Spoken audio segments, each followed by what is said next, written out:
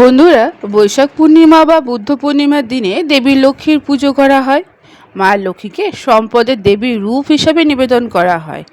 এটাও বিশ্বাস করা হয় বন্ধুরা যে এই পূর্ণিমার দিনে কিছু ব্যবস্থা নেওয়া দরকার, যার ফলে সমস্ত সমস্যা দূর হয়ে যায়। তাই বন্ধুরা, আজকের পর্বে তোমরা জানতে পারবে যে বৈশাখ পূর্ণিমা বা বুদ্ধ পূর্ণিমার দিনে কোন প্রতিকারগুলো করলে সমস্ত সমস্যা থেকে মুক্তি পাবে। নমস্কার বন্ধুরা, জ্যোৎস্নার রীতিকথায় একটি নতুন পর্বে তোমাদের সকলকে স্বাগত জানাই। বন্ধুরা, আজকের পর্বটি যদি তোমাদের ভালো লাগে অবশ্যই শেয়ার করে দেবে আর একটা লাইক করে দেবে। তাহলে চলো বন্ধুরা, আজকের পর্বটি শুরু করা যাক। বন্ধুরা, বৈশাখ পূর্ণিমা বা বুদ্ধ পূর্ণিমার তিথি দান, স্নান ও উপবাসের জন্য অত্যন্ত শুভ। ধর্মীয় বিশ্বাস অনুসারে শ্রীকৃষ্ণের পরম বন্ধু সুদামা বৈশাখ পূর্ণিমার তিথিতে উপবাস পালন করেছিলেন, তবে তিনি সমস্ত সমস্যা থেকে মুক্তি পেয়েছিলেন। বৈদিক অনুসারে বৈশাখ মাসে পূর্ণিমা তিথিতে কিছু প্রতিকারের পরামর্শ দিয়ে থাকে জ্যোতিষশাস্ত্র। তাই আসো বন্ধুরা, আজকের পর্বে আমরা সেই ব্যবস্থাগুলির সম্পর্কে জেনে নিই। বন্ধুরা, বৈদিক পঞ্জিকা অনুযায়ী বৈশাখ পূর্ণিমা তিথি বা বুদ্ধ পূর্ণিমা তিথি শুরু হবে আগামী 11ই মে রবিবার রাত 8:02 এবং এই তিথিটি সমাপ্ত ঘটবে 12ই মে সোমবার রাত 10:24।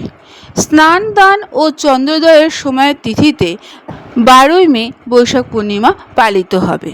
বৈশাখ পূর্ণিমা বা বুদ্ধ পূর্ণিমা স্নান দান করলে শুভ ফল পাওয়া যায় বন্ধুরা। তাই বৈশাখ পূর্ণিমার ব্রহ্ম মুহূর্ত থাকবে ভোর 4:09 থেকে 4:50 পর্যন্ত।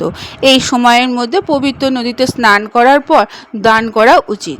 বৈশাখ পূর্ণিমায় অভিজিৎ মুহূর্ত থাকবে বেলা 11:52 থেকে দুপুর 12:46 পর্যন্ত। এই সময়ের মধ্যে লক্ষ্মী নারায়ণের পুজো করা যেতে পারে। আবার বৈশাখ পূর্ণিমায় চন্দ্রোদয় হবে সন্ধ্যে 6:57। বৈদিক জ্যোতিষশাস্ত্র অনুসারে বন্ধুরা, বুদ্ধ পূর্ণিমা বা বৈশাখ পূর্ণিমার দিনে একটি পাত্র, চপ্পল ও ছাতা দান করা অত্যন্ত শুভ। এই দিনে ঝাড়ু এবং কালো তিল দান করাও বিশেষ তাৎপর্য রয়েছে। বিশ্বাস করা হয় যে বৈশাখ পূর্ণিমা বা বুদ্ধ পূর্ণিমার দিনে যারা এই জিনিসগুলি দান করে তাদের মনের সমস্ত ইচ্ছা পূরণ হয়, আর দারিদ্র্য কখনো তার ঘরে আসে না। দেবী লক্ষ্মীর আশীর্বাদ সেই ব্যক্তি লাভ করে। জ্যোতিষীদের মতে বৈশাখ পূর্ণিমার দিনে 11টি হলুদ কড়ি নিয়ে দেবী লক্ষ্মীর পায়ে কাছে রাখতে হবে এবং পরের দিন সেই কড়িগুলিকে একটি লাল কাপড়ে বেঁধে নিরাপদ স্থানে রাখতে হবে।